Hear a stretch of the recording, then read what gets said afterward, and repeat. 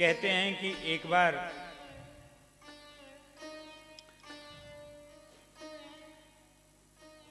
जो दक्ष प्रजापति हैं वो भी ब्रह्मा जी के ही पुत्र हैं और भगवान शिव भी तो मानसी प्रवृत्ति हैं भगवान ब्रह्मा के। कहते हैं कि पार्वती जी का भाग्य देख करके उनके अनुरूप कोई वर नहीं मिल रहा था। दक्ष की बाकी पुत्रियों का विवाह तो हो गया था, पार्वती जी का विवाह बहुत विलंब से हो रहा था। तो नारद जी ने पार्वती जी की जब कुंडली देखी तब उन्होंने कहा कि जौ जप करई कुमारी तुम्हारी भाव्यू में सकें त्रिपुरारी।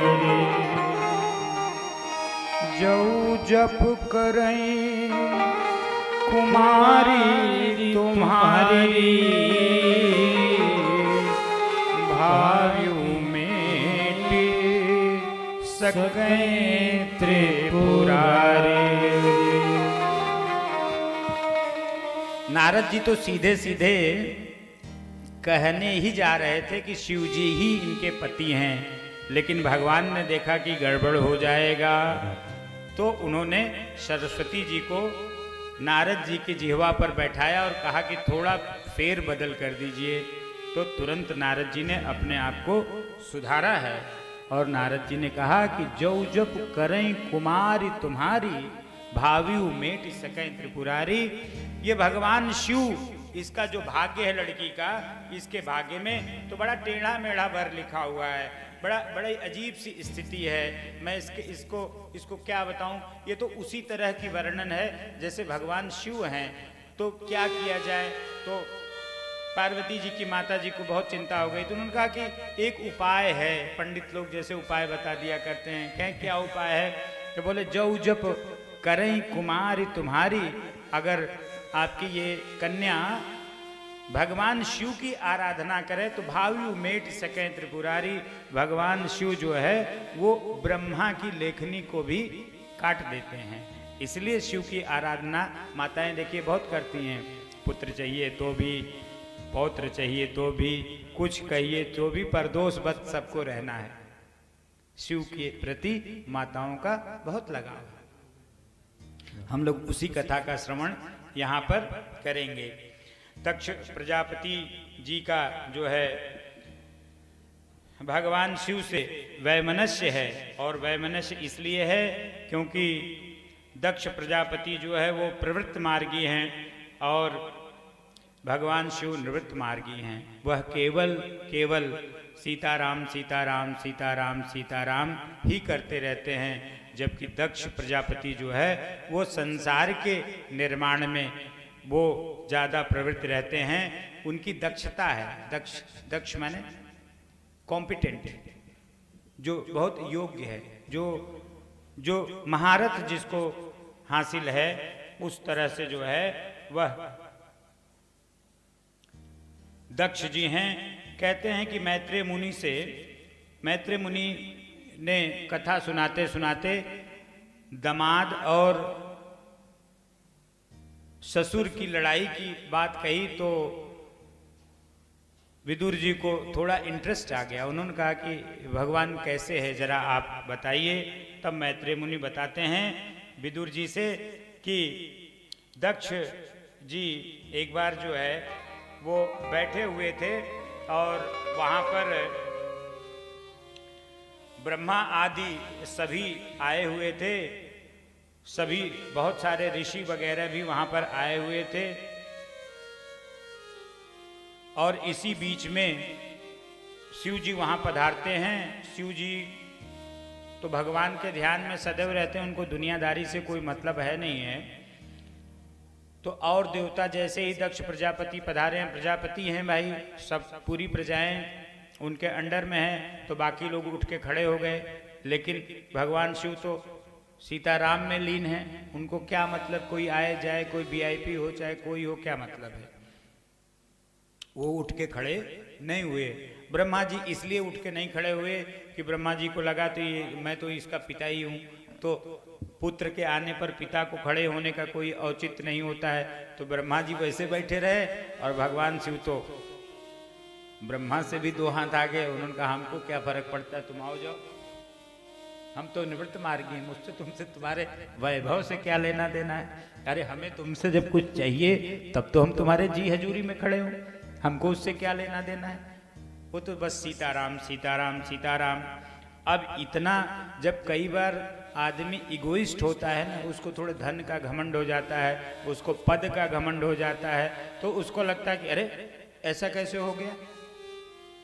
जैसे गर्भ में भी दर्शन होने के बाद भी परीक्षित को शमीक ऋषि के सामने घमंड हो गया कि अरे हमारे आवभगत में खड़े नहीं हो रहे। वैसे यहाँ पर दक्ष प्रजापति को अपना अपमान लगा है कि शिव जो है वह इतना उद्दंड है कि वह हमारे आने पर खड़ा नहीं हुआ है। और कहते कहते भगवान शंकर को मरकट लोचन से लेकर के तमाम तरह की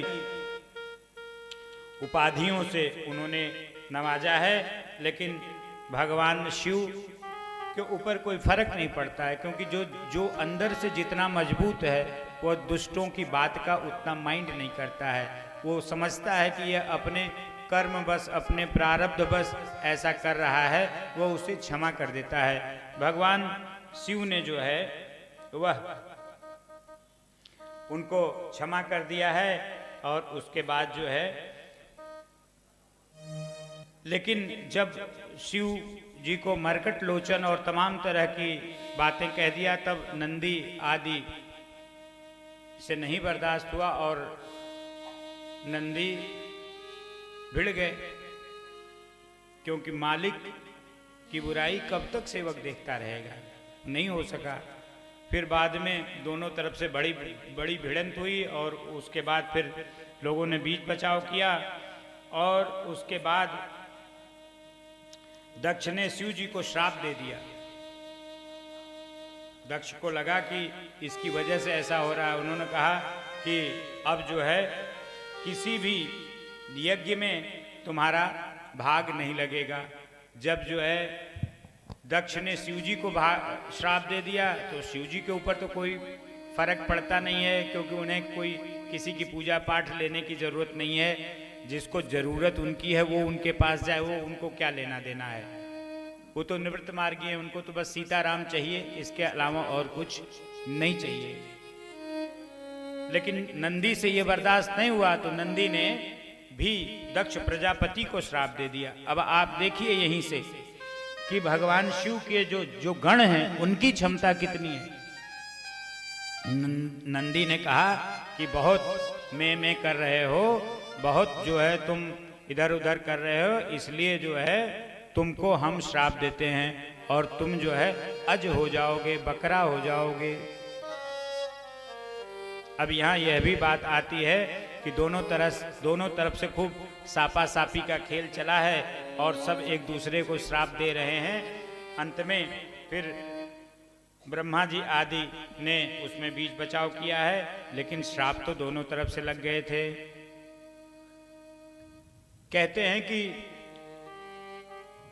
जिनके अंदर काम वासना बहुत रहती है, जिनकी काम तृप्ति नहीं हो पाती है, उनका जो जन्म होता है अगला, वह बकरे के रूप में हो जाता है। क्योंकि दक्ष प्रजापति इतने प्रवृत्त मार्गी थे कि उनको अपनी वैभव, अपनी सत्ता, अपने भोग, अपनी विलासिता से उनको फुर्सत ही नहीं रहती। तो इस तरह की बात आती है।